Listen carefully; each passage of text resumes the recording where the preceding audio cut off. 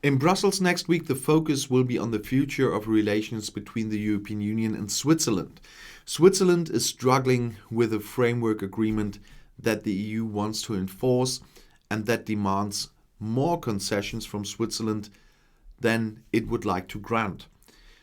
I will not play Boris Johnson, said Swiss President Guy Parmelin before speaking with Commission President Ursula von der Leyen in Brussels on Friday, referring to the British Prime Minister.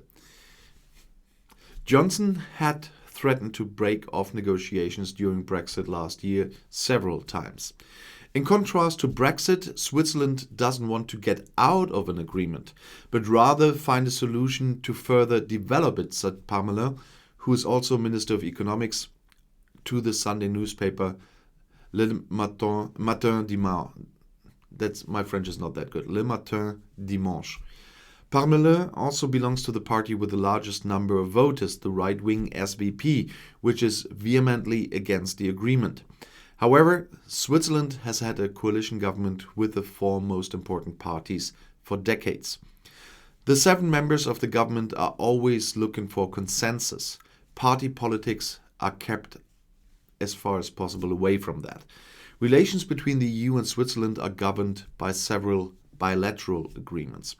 Among other things, Europeans can live and work in Switzerland without any problems, and Swiss companies have access to the EU internal market.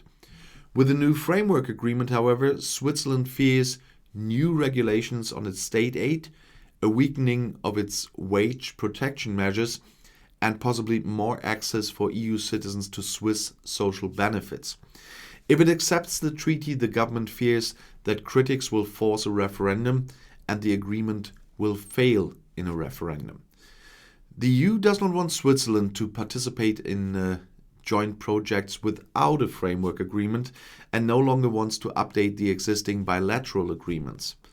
That would make working together more and more difficult, and it's a lot of bilateral agreements. That's why they never wanted to do that with the UK after Brexit. There was talk about that, but it's getting so complicated that the Swiss model was a really bad role model for ever doing that again. And that's the reason why for some time now they try to get it all into one framework agreement. And if you want to stay informed, please subscribe to my channel. Auf Wiedersehen.